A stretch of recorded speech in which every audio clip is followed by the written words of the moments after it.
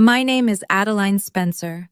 I'm 25 years old, and last month my grandmother handed me a sealed envelope that destroyed everything I believed about my family.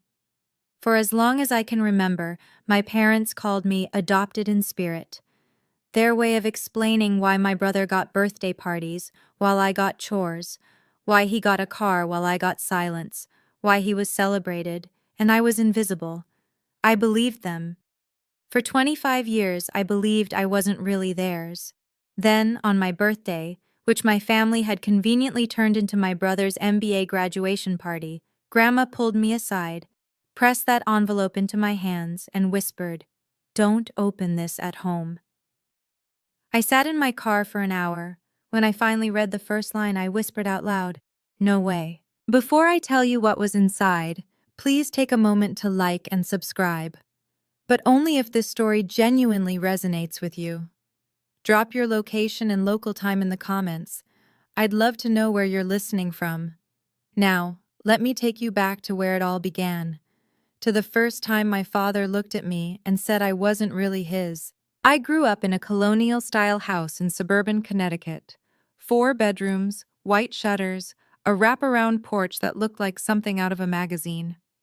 My grandmother Eleanor bought it for my parents as a wedding gift. It was the kind of house that whispered old money, even if we didn't have much of it ourselves. There's a family portrait hanging in the living room. I'm in it, technically, but if you look closely, you'll notice I'm standing at the edge of the frame, half a step behind everyone else, like an afterthought, like someone the photographer almost forgot to include. The first time I heard the phrase adopted in spirit was when I was 8 years old. It was a Tuesday. I remember because my birthday had been the Saturday before, except we hadn't celebrated it. My brother Derek had a soccer tournament that weekend, and Dad said his game was a team commitment. My birthday was just a day. Mom promised we'd celebrate the following week. That week never came. So on that Tuesday, sitting at the dinner table, I asked a simple question.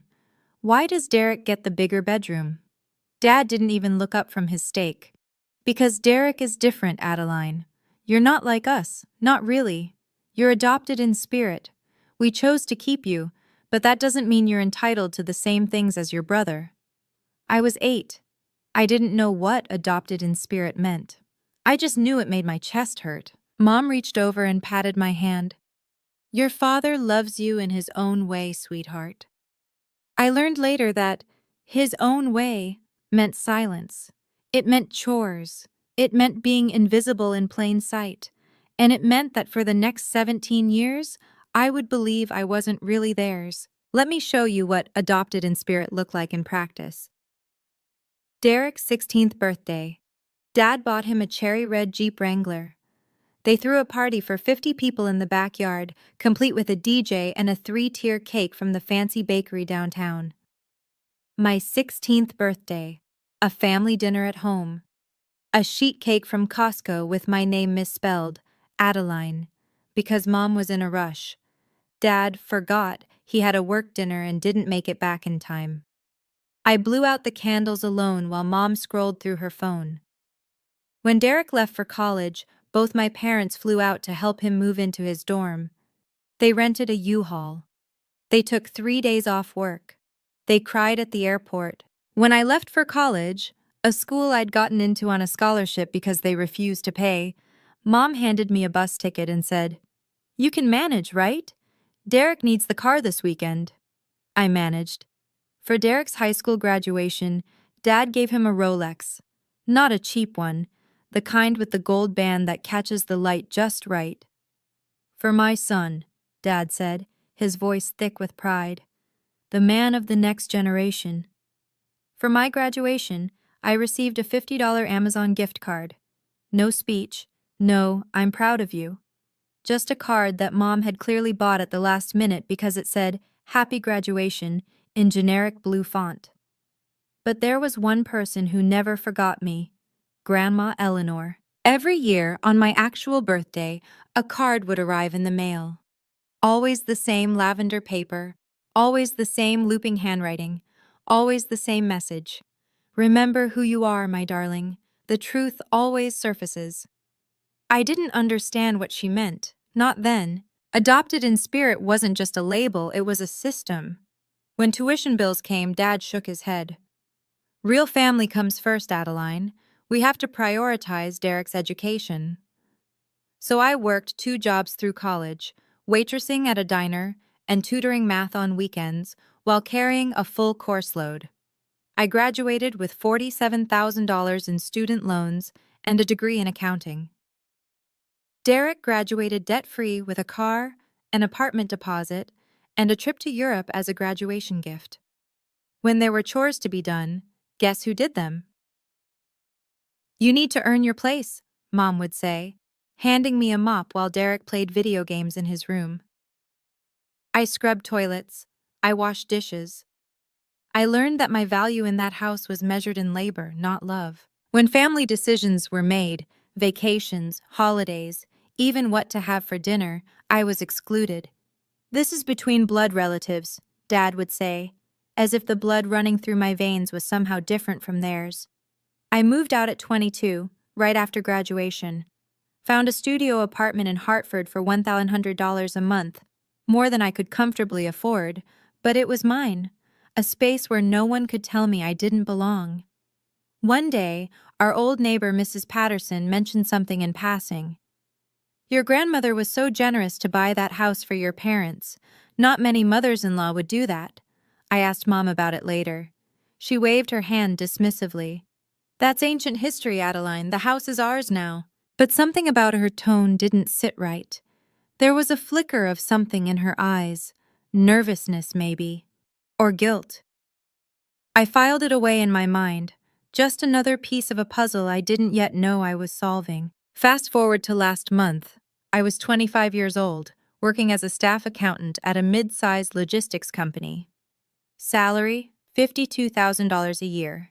Nothing glamorous, but it was honest work, and it was mine. I was sitting at my desk reviewing quarterly reports when my phone buzzed. A text from Mom. Family celebration this Saturday. Derek's MBA graduation. Don't be late. No mention of my birthday. Of course. I started typing a polite decline. I had plans, I was busy, the usual excuses. When my phone rang. The caller ID showed a Connecticut number I recognized immediately. Grandma? Adeline, my darling. Her voice was thinner than I remembered, but still warm. Still her.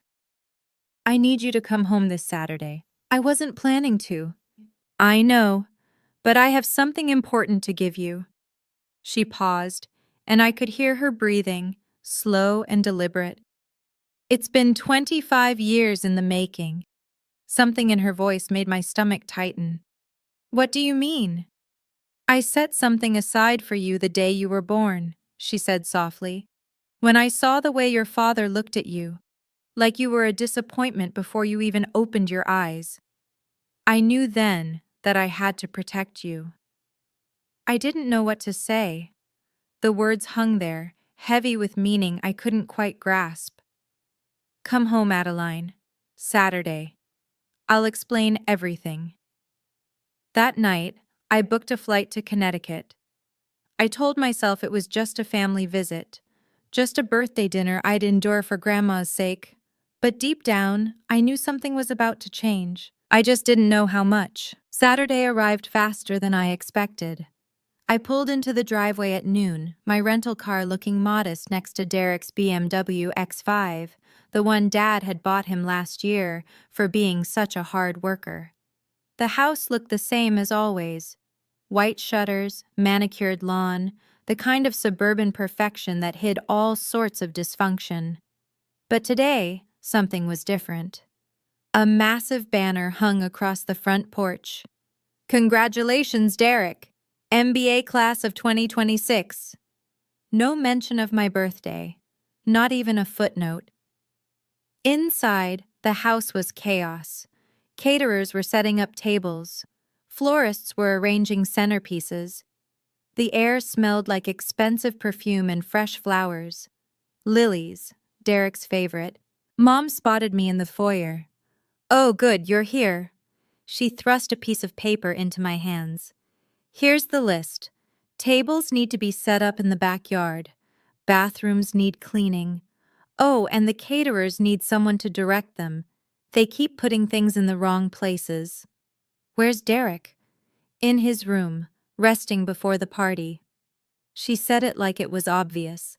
Like of course Derek would rest while I worked. I glanced at the list. It was long, very long. And the guests? Arriving at 4, 40 people, family, friends, your father's colleagues. She was already walking away. Make sure everything's perfect, Adeline. I stood there, holding that list, feeling the familiar weight of invisibility settle onto my shoulders. Then I saw it. On the hallway table, half hidden under a stack of mail, a lavender envelope with my name on it, Grandma's handwriting, a birthday card. It had been opened, read, and tossed aside like junk mail. They hadn't even bothered to give it to me. By 4 o'clock, the backyard was transformed into a celebration fit for royalty. Derek's royalty, anyway. White tents, twinkling lights, a champagne tower that sparkled in the afternoon sun. 40 guests milled about in designer outfits, laughing and toasting and pretending to care about MBA programs. I stood by the catering table in the same black dress I'd worn to 3 other family events, watching my father command the room. "Everyone, everyone!" Dad clinked his champagne flute with a fork. The crowd quieted. "I want to make a toast to my son Derek, my legacy, my pride." The guests raised their glasses. Dad's voice swelled with emotion. "From the moment Derek was born, I knew he was destined for greatness. He's everything I ever hoped for in a son. Smart, driven, ambitious. And now with his MBA, he's ready to take on the world." Applause. Cheers. Derek stood beside Dad, beaming, wearing a new Ralph Lauren suit that probably cost more than my monthly rent. Not a single word about me. Not even a mention that today was my birthday, too. I tried to disappear into the background, but my Aunt Linda spotted me. "Adeline, isn't today your birthday, too?" Her voice was loud enough to carry. Dad laughed, a short, dismissive sound. "Oh, we don't really count that. She's different." The words hit me like a slap. Aunt Linda's smile faltered. She leaned toward Uncle Robert and whispered something. I caught the words. "Poor girl, spiritually adopted," whatever that means. Across the yard, I saw Grandma Eleanor. She sat alone in a wicker chair, her silver hair catching the sunlight, her eyes tracking everything, watching, waiting. When our eyes met, she gave me a small nod. "Just wait," that nod seemed to say. Just wait. Dad wasn't finished. He clinked his glass again, and the crowd fell silent for what he clearly considered his grand announcement. "Now, I want to share some exciting news about our family's future." He put his arm around Derek's shoulders. "As most of you know, Eleanor, my wonderful mother-in-law, owns this beautiful home. When she eventually passes, God bless her, we plan to sell the property and use the proceeds to fund Derek's first business venture." Derek nodded like this was already a done deal. Some guests murmured their approval. I felt something crack inside me. "Excuse me," my voice came out smaller than I intended. "What about me?" Dad didn't even look in my direction. "You're an adult, Adeline. You've always been self-sufficient. Besides," he paused, as if choosing his next words carefully, "you're not technically family in the traditional sense." The silence that followed was suffocating. Aunt Linda looked horrified. Uncle Robert studied his shoes. A few guests exchanged uncomfortable glances. And me? I stood there, champagneless, because apparently they'd run out before reaching me, feeling the full weight of 25 years crash down at once. Then came the sound of a cane tapping against the patio stones. Grandma Eleanor rose from her chair with the slow, deliberate grace of someone who had been waiting for exactly this moment. She crossed the yard, guests parting like a sea before her, until she stood directly in front of my father. Her voice was steel wrapped in silk. "Richard," she said his name like a verdict, "I believe you've forgotten whose house you're standing in." The color drained from my father's face. Grandma turned to me, her eyes soft but fierce. "Adeline, my darling, come with me." Grandma led me away from the crowd, her arm linked through mine, her grip stronger than I would have expected from an 82-year-old woman. We stopped near the rose bushes at the edge of the property, far enough from the party that no one could hear us. She turned to face me, her eyes glistening. "Happy 25th birthday, my darling." Before I could respond, she reached into her cardigan pocket and pulled out an envelope. It was cream-colored, thick, and sealed with a red wax stamp. The logo pressed into the wax was unfamiliar, a pair of balanced scales with the letters C and A beneath them. "Grandma, what is this?" "Your future." She pressed the envelope into my hands. "But you cannot open it here. Go to your car, read it alone, and then, only then, decide what you want to do." Dad's voice cut through the garden. "Mother, what is this? What are you doing? Family matters should be discussed." "This is between me and my granddaughter." Grandma's voice didn't waver. "You've had 25 years to discuss family matters with her, Richard. You chose not to." Dad's jaw tightened, but he didn't argue. He wouldn't. Not with Eleanor. Not in front of witnesses. I looked down at the envelope.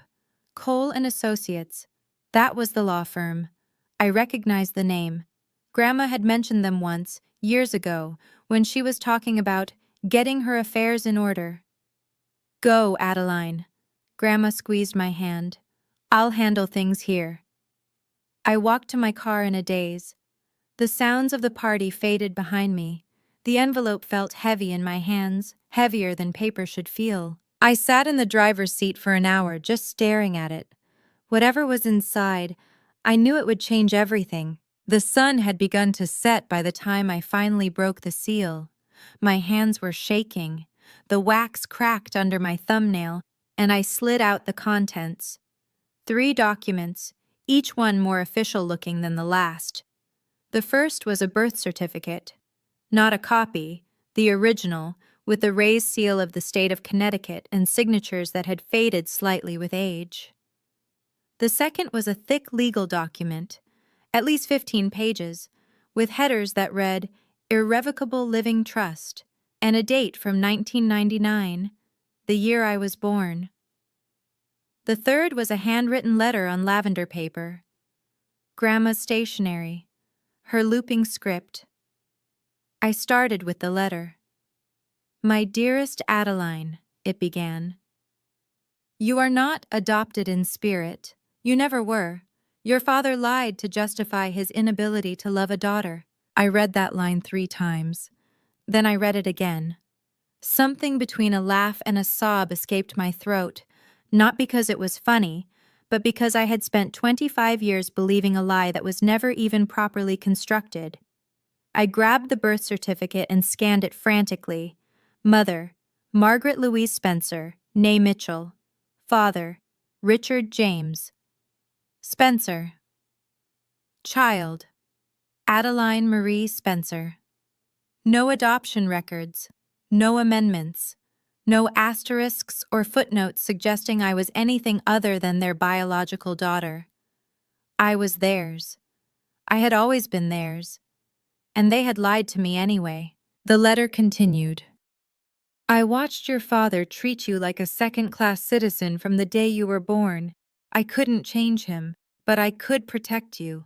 This trust was my way of ensuring you'd have something of your own, no matter what they said or did." My hands were still shaking, but now it wasn't from fear. I turned to the trust document. It was dense with legal language. Grantor, beneficiary, irrevocable, but the key details were clear enough, even to my accountant's eyes. Type, irrevocable. Living trust. Established, March 15, 1999, 3 days after my birth. Grantor, Eleanor Ann Mitchell. Sole beneficiary, Adeline Marie Spencer. And then the assets. 1. Real property. The residential home at 47 Maple Grove Lane, Greenwich, Connecticut. Estimated current value, $1.2 million. 2. Financial assets. Savings account held at First National Bank, current balance approximately $340,000. Condition. Beneficiary shall assume full control of trust assets upon reaching the age of 25 years. I read the property section 3 times, certain I was misunderstanding. The house. The house my parents had lived in for 30 years.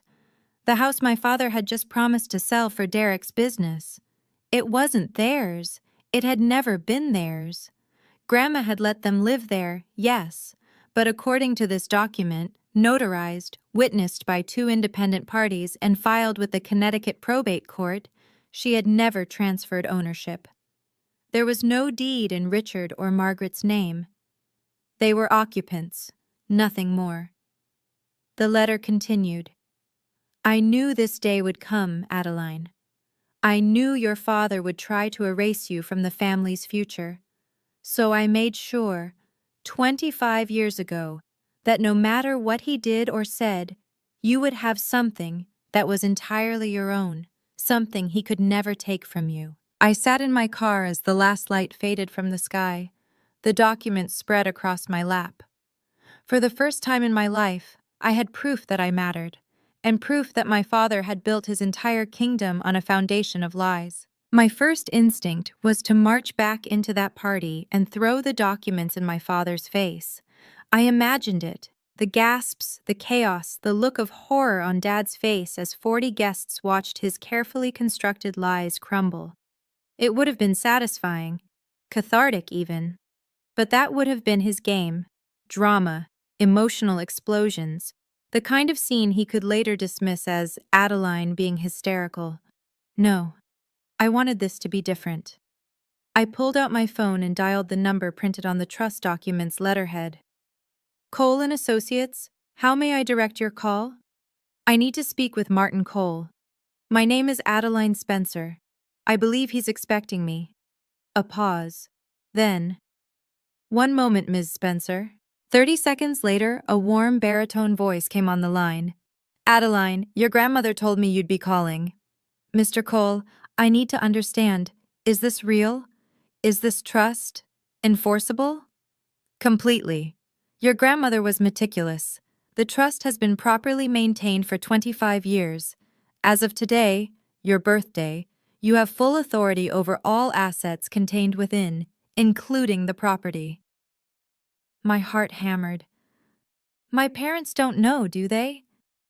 They know Eleanor set aside something for you. They assumed it was a small inheritance, a gesture. He paused. They have no idea about the house. What happens now? Your grandmother has requested a formal reading of her estate documents next Saturday. I've already sent invitations to your parents and brother. His voice softened. She wanted the truth to come out properly, Adeline, in a setting where there can be no denial. 1 week. I could wait 1 week. Mr. Cole? Yes? Tell my grandmother. Tell her I understand now, and thank her for me. She knows, Ms. Spencer. She's always known. If you're still here, I want to ask you something. Have you ever discovered a truth that changed everything you thought you knew about yourself? Drop truth in the comments if you have. And if you're enjoying this story, please consider subscribing. It really helps the channel grow. Now, back to the week that changed my life. The call started Monday morning. Dad was first. Adeline, we need you back this weekend. Your grandmother is getting her affairs in order, and the house needs to be prepared. Prepared for what? For after. His voice was impatient. She's not going to live forever. We need to make sure everything transitions smoothly. Translation. He wanted to make sure the house was ready to sell the moment Grandma was gone. Then came Mom's call on Tuesday. Your father is under a lot of stress about the estate, sweetheart. Maybe you could come help? Be a good daughter? Be a good daughter. The phrase made my stomach turn. Wednesday brought a text from Derek. Hey sis, Dad says there's some paperwork we all need to sign when you come up. Something about family coordination. No big deal. No big deal. I called Mr. Cole that afternoon. They want me to sign something, a family asset acknowledgement form. His voice sharpened. Don't sign anything, Ms. Spencer. Anything they ask you to sign right now is likely a waiver, an attempt to get you to relinquish any claim to the estate before the trust is revealed. They don't know about the trust. No, but they know your grandmother loves you, and they're worried she might have left you something. This is preemptive damage control. Dad's email arrived Thursday. The attachment was titled Spencer Family Asset Acknowledgement Form. I opened it just to see what they were asking. The document was simple. By signing, I would confirm that I had no legal claim to any assets of the Spencer or Mitchell family estates. They were trying to erase me before I could even fight back. Joke's on them. I already had everything. Friday night, there was a knock on my apartment door. Mom stood in the hallway holding a bouquet of flowers. Chrysanthemums, my least favorite, but Derek's preferred choice. Can I come in, honey? Against my better judgment, I stepped aside. She sat on my second-hand couch, her designer handbag looking absurdly out of place in my modest studio. Adeline, I know your father can be harsh, but he means well. He just doesn't know how to express affection toward a daughter. Harsh is one word for it. He loves you, in his own way. She reached for my hand. And I know this situation with Grandma's estate is complicated, but signing that form, it would make things so much easier for everyone. It would keep the peace. Keep the peace, as if the peace hadn't been kept on my back for 25 years. Mom, do you even know what Grandma put in her estate? It doesn't matter what she put in it. What matters is that we're a family, and families don't fight over money. She squeezed my hand. Besides, honey, your grandmother is old. Her memory isn't what it used to be. If she said something strange to you at the party, well, sometimes elderly people get confused. I felt myself wavering. Maybe Grandma was confused. Maybe I was reading too much into everything. Maybe... My phone buzzed. A text from Grandma. They will try to make you doubt. Don't. I've waited 25 years for this moment. So have you. I looked at my mother, at her perfectly applied makeup, her practiced concern, her flowers that weren't even for me. I'm not signing anything, Mom. Her mask slipped just for a second. Then she collected her bag and left without another word. The night before the reading, I couldn't sleep. I lay in bed, staring at the ceiling, the trust document spread across my nightstand, like evidence in a trial. Every time I closed my eyes, I saw my father's face, not angry, but dismissive, the same look he'd given me my entire life. You're not really family, so why do you care? Those words had haunted me for years. Every time I tried to speak up, every time I tried to assert myself, they'd echo in my head, making me shrink back into silence. But tonight, something was different. I got up and walked to my closet, pushed past the worn dresses and faded sweaters until I found it. A navy blue suit I'd bought 6 months ago for a job interview. I'd been too scared to attend. Tag still on, never worn. I'd bought it with my own money. Money I'd earned from work that I'd done, in a career I'd built without their help or support. I removed the tags and hung the suit on my door. Tomorrow, I wasn't walking into that room as the forgotten daughter. I wasn't going to ask permission to exist. I wasn't going to beg for a seat at a table that was never meant for me. Tomorrow I was going to sit at a table of my own making. I thought about all the times I'd tried to earn their love, the perfect grades, the quiet obedience, the years of believing that if I just tried harder, they'd finally see me. None of it had worked. because the problem was never me. It was them. I fell asleep sometime after midnight, and for the first time in weeks, I didn't dream about being invisible. I dreamed about standing in the light. Saturday morning, 9 a.m. The offices of Cole and Associates occupied the top floor of a glass building in downtown Hartford, all polished wood and leather chairs and windows that overlooked the Connecticut River. Martin Cole was exactly what I'd expected. Silver-haired, sharp-eyed, with the calm demeanor of a man who had seen 1,000 family disputes and knew exactly how this one would end. "Ms. Spencer," he shook my hand warmly. "Your grandmother speaks very highly of you. Is she here?" "No. She's not feeling well enough to attend in person, but she's authorized me to act on her behalf." He gestured to a chair.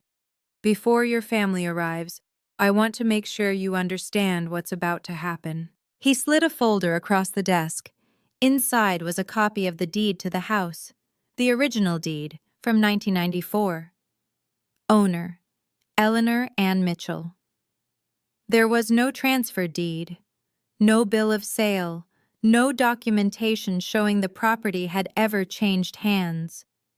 "Your parents have been living in that house for 30 years, Martin said, but they've never owned it. Your grandmother allowed them to stay, but she deliberately kept the title in her name. She never trusted your father to do right by you." I stared at the paper. "And they don't know?" "They believe Eleanor gave them the house verbally, as a wedding gift. But without a deed transfer, a verbal agreement means nothing." He folded his hands. "Legally, they're tenants, tenants without a lease." The conference room suddenly felt smaller. "Ms. Spencer," Martin said gently, "you don't have to say anything dramatic today. The documents will speak for themselves." I nodded. Outside, I heard the elevator ding. They were here. My father entered the conference room like he owned the place. He was wearing his best charcoal suit, Tom Ford, if I had to guess, with a silk tie and polished Oxfords. Mom followed behind him in a cream-colored dress, her pearls perfectly aligned. Derek brought up the rear, casual in khakis and a blazer, already looking bored. None of them acknowledged me. "Martin!" Dad extended his hand to the lawyer with practiced warmth.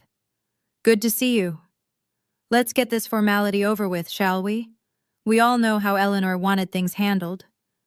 Martin's expression remained neutral. "Please have a seat." They arranged themselves at the table.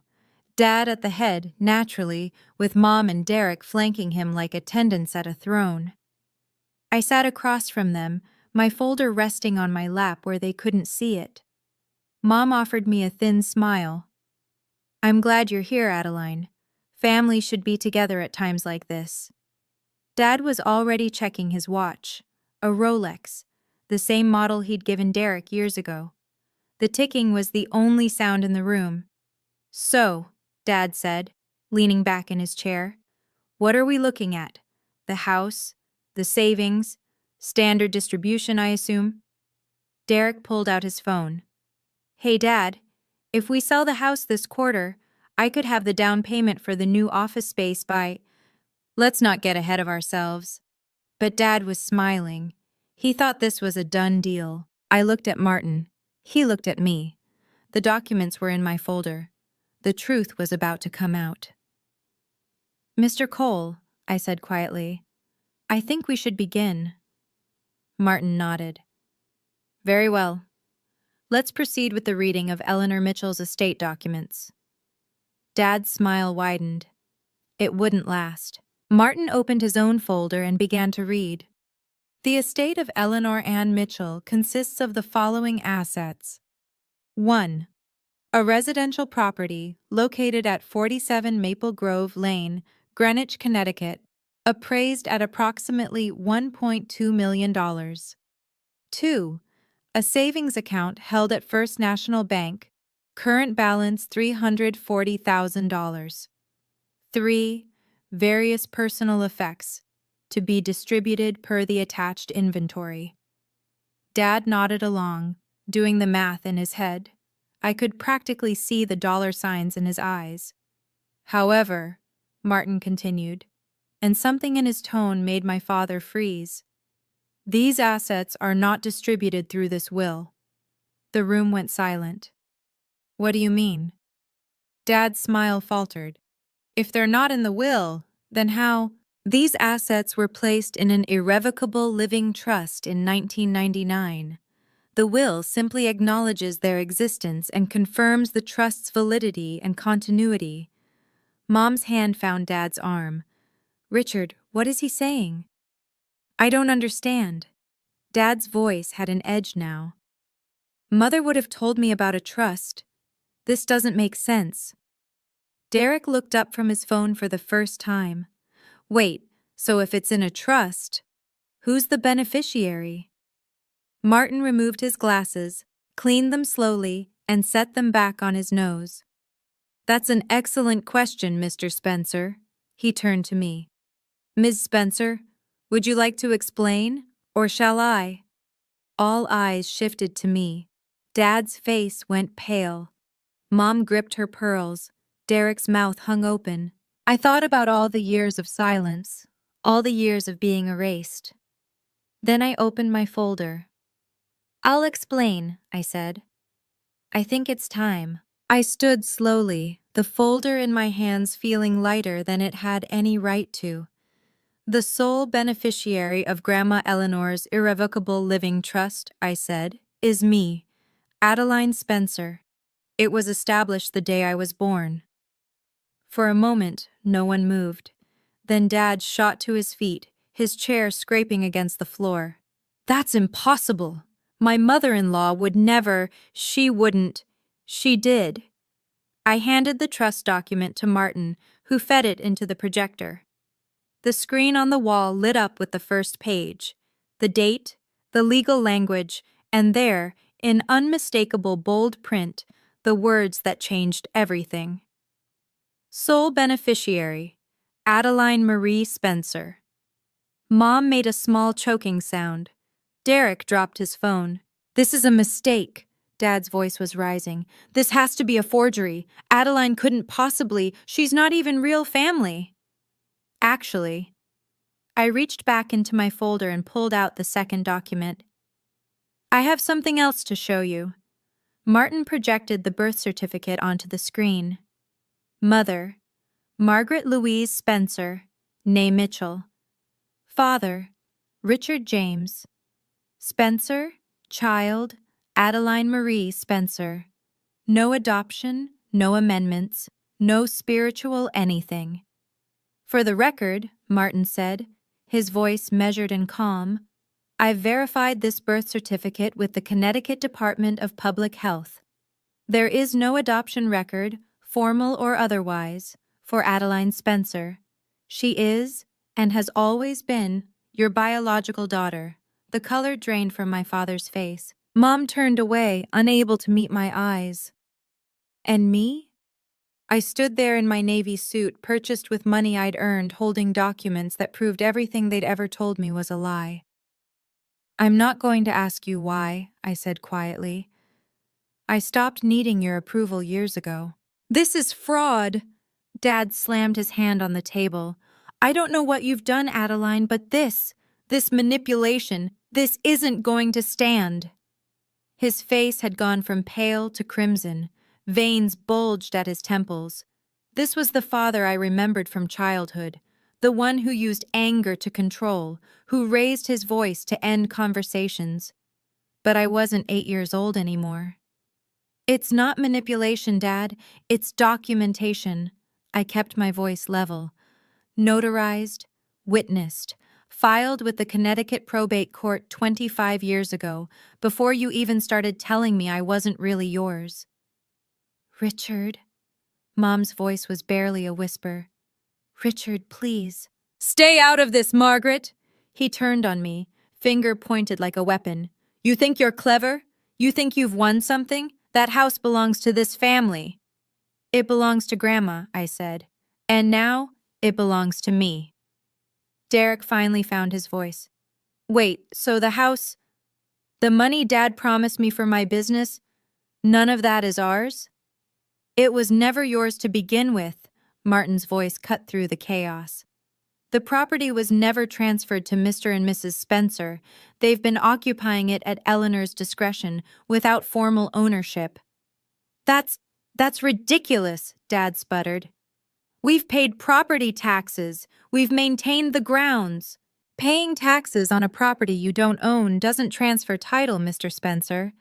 You've essentially been tenants without a lease agreement.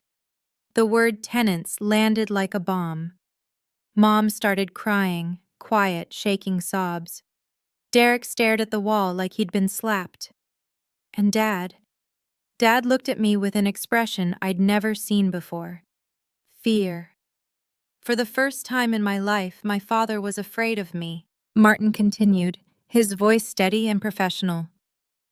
As per the trust terms, Ms. Spencer now has full control over all assets, including the residential property. The current occupants, Mr. and Mrs. Spencer, have been residing there without a formal lease or ownership agreement. You can't kick us out, Dad's voice cracked. We've lived there for 30 years. Everything we have is in that house. Actually, sir, Ms. Spencer has the legal right to do exactly that. The property was never transferred. You've been occupying it at Eleanor's discretion, and now at Adeline's. Derek stood up so fast his chair fell over. This is insane! Dad, do something! Call our lawyer! We can fight this! On what grounds? Martin's eyebrow rose slightly. The trust is airtight. Eleanor Mitchell was meticulous in her planning. She anticipated challenges. The fight seemed to drain out of my father. His shoulders sagged. His hands, which had been clenched into fists, slowly relaxed. Then he turned to me and his voice changed. Adeline, sweetheart. I flinched. He had never called me sweetheart, not once in 25 years. I know I wasn't the best father. He attempted a smile, but it came out wrong. Too desperate, too hungry. But we're family. We can work this out, together, as a family. There it was, the word he'd spent my entire childhood telling me I wasn't part of. Family? I repeated. You spent 25 years telling me I wasn't really family, Dad. You don't get to use that word now. Adeline, please. Mom reached toward me, mascara streaking down her cheeks. We can fix this. We can— No! I closed my folder. You can't. And for the first time in my life, I didn't feel guilty for saying no. I took a breath. The room was silent except for Mom's quiet crying and the faint hum of the air conditioning. I'm not going to throw you out today, I said. You have 90 days to find a new place to live. That's more consideration than you ever gave me. Dad's jaw tightened. 90 days? After everything we've done for you? Everything you've done for me? I almost laughed. You told me I was adopted in spirit so you could justify ignoring me. You made me pay for my own education while Derek got everything handed to him. You scheduled my birthday as my brother's graduation party. I paused. What exactly have you done for me, Dad? He had no answer. Mom tried one more time. Adeline, please. I know things weren't perfect, but I'm your mother. I love you. Then why didn't you protect me? The words came out sharper than I intended. You stood there for 25 years while he treated me like a mistake. Your love didn't come with action, Mom, and I'm done accepting words without proof. Derek made one last attempt. Come on, Addie, this isn't fair. You were supposed to get the money from selling a house that was never yours. I met his eyes. That's on them, Derek, not me. I gathered my documents and turned to Martin. Thank you, Mr. Cole. I believe we're finished here. Indeed we are, Ms. Spencer. He stood and shook my hand. I'll have the transition documents prepared by end of week. I walked out of that conference room without looking back. 25 years of silence. 25 years of believing their lies. It ended today. A week after the reading, Martin called me back to his office. "Your grandmother asked me to give you this separately," he said, sliding another lavender envelope across his desk. "She wanted you to read it well, after the dust settled." I opened it carefully, recognizing Grandma's familiar handwriting immediately. "My dearest Adeline, if you're reading this, then the truth is finally out. I imagine your father didn't take it well. He never did handle losing control gracefully. I want you to understand something about Richard. It doesn't excuse what he did. Nothing excuses that. But it might help you make sense of it. Your father had a sister once. Her name was Catherine. She died in a car accident when she was 19, long before you were born. Your grandfather's response was cold. He said, losing a son would have been a real tragedy. She was just a girl. I stopped reading. My throat felt tight. Richard grew up believing that daughters were worth less than sons. It was the only truth he ever knew. When you were born, his firstborn, a girl, he didn't know how to love you. So he invented a story that made his failure make sense. Adopted in spirit meant he didn't have to face his own inability to love. I couldn't change your father. God knows I tried. But I could make sure his damage had limits. This trust, this house, this money, it was never about revenge, Adeline. It was about ensuring that his cruelty didn't define your future. You are loved, my darling. You always have been. Now go live the life you deserve. I set the letter down, wiped my eyes, and noticed a postscript at the bottom. P.S. I'm not dead yet. Come visit me this Sunday. I'll make tea. Despite everything, I laughed. Derek texted me 3 weeks later. Hey sis, can we meet? I want to talk. I agreed, mostly out of curiosity. We met at a coffee shop near my apartment, neutral territory. He arrived in jeans and a wrinkled shirt, looking nothing like the polished golden child I remembered from the party. Thanks for coming. He wrapped his hands around his coffee cup, not meeting my eyes. Look, I wanted to say, I'm sorry. For everything. I waited. I didn't know, okay? About the adopted in spirit thing being a lie. I mean, I knew Dad treated you differently, but I thought... He trailed off. You thought I deserved it? No, I didn't think about it, I guess. It was easier not to. That, at least, sounded like the truth. Anyway, he cleared his throat. I was thinking, maybe we could work something out. Like, you could keep the house, obviously, but maybe, I don't know, a small loan for the business? I'll pay you back, I swear. And there it was. The apology that wasn't an apology. The reconciliation that was really a transaction. Derek, I set down my cup.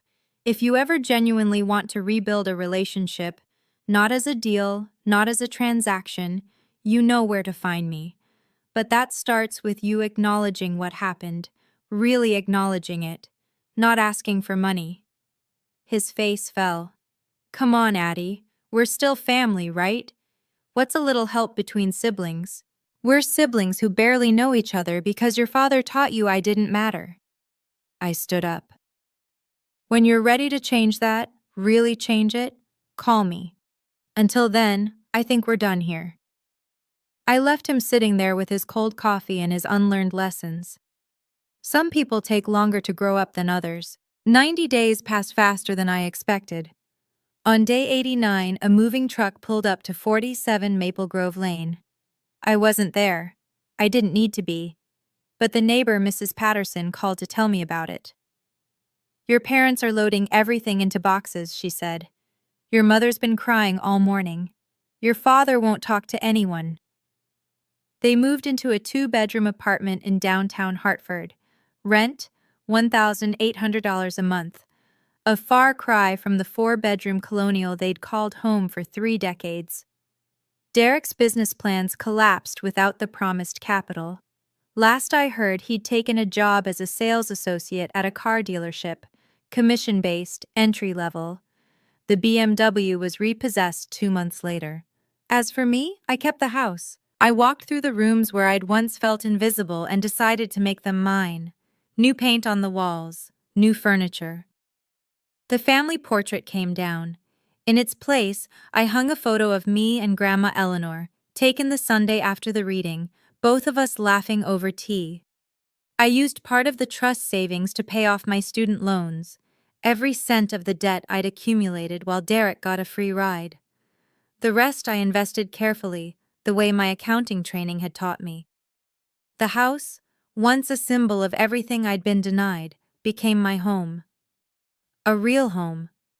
A place where I belonged, because I chose to be there, not because anyone let me stay. And every morning, when I walked through the front door, I passed the spot where that family portrait used to hang, the one where I was always at the edge, almost cropped out. Now there's a new picture there. Just me, standing in the center. Finally where I belong. A year has passed since that day in Martin Cole's office. I'm sitting in the living room now, my living room, watching the sunset through windows I used to wash as a child. The light is golden, the kind that makes everything look softer, kinder. A lot has changed. I got promoted to senior accountant at work. Better salary, better hours, a team that actually values what I bring. I used some of the extra income to buy a small rental property downtown, my first real investment outside of the trust. Grandma Eleanor is still with us, thank God. Her health isn't perfect, but she's stubborn in the best way. We have tea every Sunday now, a tradition that started after the reading and hasn't stopped since. She tells me stories about my mother's childhood, about the woman Margaret used to be before she married my father. I'm not sure what to do with those stories yet, but I'm holding on to them. My parents haven't called. I'm okay with that. Derek texts occasionally. Surface-level stuff. Nothing deep. How are you? Happy holidays. Saw your photo on Facebook. I respond politely but don't engage much. The door isn't closed exactly. It's just not wide open. The person I was a year ago, the one who cleaned bathrooms at her own birthday party while her brother played video games, feels like a stranger now. Not because I've become someone entirely different, but because I finally stopped apologizing for existing. I used to dream about the day my father would tell me he loved me. I used to imagine what it would feel like to hear those words, to know I was enough. I don't dream about that anymore, because I know now I was always enough. I just needed to believe it myself. So that's my story. But before we wrap up, I want to be clear about something. This isn't a revenge story. I didn't destroy my family. I didn't plot their downfall or savor their suffering. I simply stopped accepting a role that was never meant for me, and I claimed what was rightfully mine. The difference matters. If you're listening to this and you've been the forgotten child, the one who got overlooked, undervalued, pushed to the margins of your own family, I want you to hear this. You don't owe loyalty to people who never gave you respect. You don't have to earn love that should have been given freely. And walking away isn't failure. Sometimes it's the bravest thing you can do. I'm not telling you to cut off your family. That's a decision only you can make, and it's not one to take lightly. But I'm telling you this. Boundaries aren't walls. They're doors that you control. You decide who gets in. You decide how far. The best revenge, if you can even call it that, isn't making others suffer. It's building a life so full, so rich, so entirely your own, that their absence becomes a footnote rather than a headline. You are not what they called you. You are not the role they assigned you. You are not the space they tried to shrink you into. You are whoever you decide to be. I spent 25 years waiting for my father to see me. 25 years trying to prove I deserved a seat at his table. Now I have my own table. And there's plenty of room for people who actually want to be there. That's the only kind of family worth having. Before I go, let me tell you where everyone is now. Grandma Eleanor is doing better than her doctors expected. She moved into an assisted living facility near my house, not because she had to, but because she wanted to. I used part of the trust fund to ensure she has the best care available. We still have tea every Sunday. Last week she beat me at Scrabble. Again. Dad took a part-time consulting job because the rent on their new apartment wasn't sustainable on retirement savings alone. The man who used to talk about legacy and inheritance now works weekends to make ends meet. I don't feel happy about it exactly, but I don't feel sorry either. Mom did something unexpected. 6 months after the move, she filed for divorce. She sent me a letter, handwritten, on plain white paper instead of her usual monogrammed stationery. It said, "I'm sorry I didn't protect you. I should have been braver." I haven't responded yet, but I kept the letter. Maybe one day. Derek is still figuring things out. He's been in therapy, apparently, his idea, not anyone else's. He sent me a birthday card this year, a real one, with my name spelled correctly, and a message that actually felt genuine. "I'm trying to understand. I hope you'll give me the chance to prove I can do better." I haven't decided what to do with that yet, but I'm thinking about it. And me? I'm sitting in my house drinking tea from my grandmother's favorite china set, writing this story for you. The Mother's Day card from Mom is still on my table, unopened. Forgiveness isn't a switch you flip, it's a door you might open someday. I'm just not ready yet, and that's okay. A therapist once explained to me why my father behaved the way he did. She called it learned worthlessness, the belief, passed down through generations, that some people are inherently less valuable than others. In my father's case, it was daughters who were worthless. He learned it from his father, a man who dismissed his own daughter's death as not a real tragedy. That kind of lesson doesn't just disappear. It burrows into you, shapes the way you see the world, the way you treat the people closest to you. My father couldn't love me because he never learned that daughters could be loved. The lie about adopted in spirit wasn't just cruelty, it was a shield, a way to protect himself from the guilt of failing someone he was supposed to care for. Does that excuse what he did? Absolutely not. But it helps me understand it. And understanding is the first step toward healing. Here's what I've learned. Hurt people hurt people. My father was wounded long before I was born, and instead of healing those wounds, he passed them on to me. That's a tragedy, for both of us. But here's the thing. His pain doesn't obligate me to suffer. I can hold compassion for the child he once was and still maintain boundaries with the man he became. Those two things aren't mutually exclusive. If you're dealing with someone like my father, someone whose behavior seems inexplicable, whose cruelty feels personal, know this. It's not about you. It never was. Their inability to love you says everything about them and nothing about your worth. You are not responsible for healing wounds you didn't create, but you are responsible for protecting yourself from people who refuse to heal. That's not cruelty, that's survival. So that's my story. A 25-year-old lie, a sealed envelope, and a grandmother who loved me enough to plan an entire quarter-century ahead. If you take anything from this, let it be this. You are not what they called you. You are not the role they assigned you. You are whoever you decide to be. For 25 years, I believed I was adopted in spirit, a burden, an afterthought, a mistake that my family graciously tolerated. I let that belief shape my choices, my relationships, my sense of self-worth. It was all built on a lie my father told to justify his own limitations, a lie my mother enabled by staying silent, a lie my brother benefited from without ever questioning. But lies don't last forever. The truth always surfaces. That's what Grandma used to write in her birthday cards, and she was right. It just sometimes takes longer than we'd like.